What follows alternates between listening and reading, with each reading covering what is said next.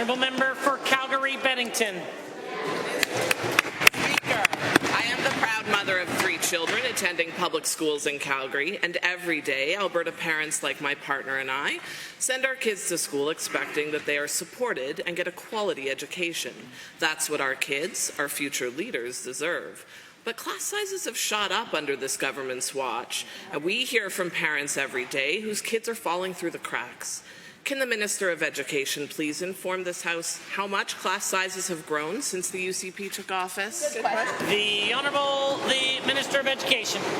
Well, thank you, Mr. Speaker. As I mentioned, we have been working through the Alberta is Calling campaign to encourage individuals from across the country and across the world to make Alberta home. We've been working hard over the past 4 years to make Alberta that place of hope and opportunity once again, and it's clear that our efforts have been very successful, Mr. Speaker. That, of course, presents some challenges to our schools and to our school divisions.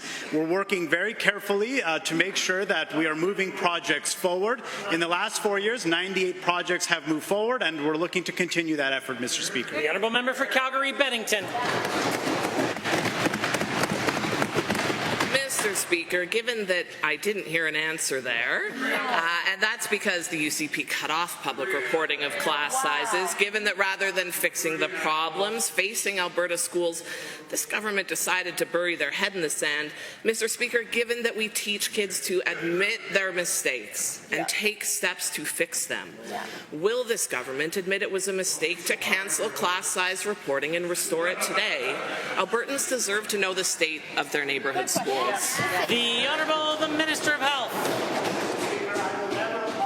For making Alberta a destination of choice and making it a place of hope and opportunity that people want to come to and raise their families in, Mr. Speaker. When we talk about class sizes, there's 2 things that we need to do, Mr. Speaker. We need to build more schools and we need to hire more teachers and educational support staff, and that's precisely what we're doing. My mandate letter from the Premier directs me to significantly expand schools in our growing communities. We are working to hire over 3,000 additional educational support staff in our schools, and we'll get the job done, Mr. Speaker. The honourable member for Calgary-Bennington.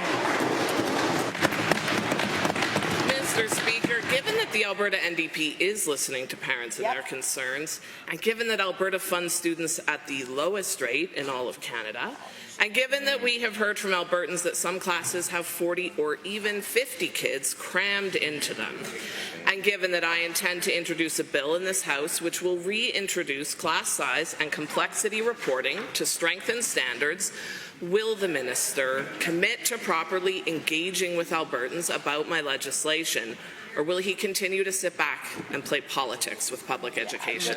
The Honourable Minister of Education.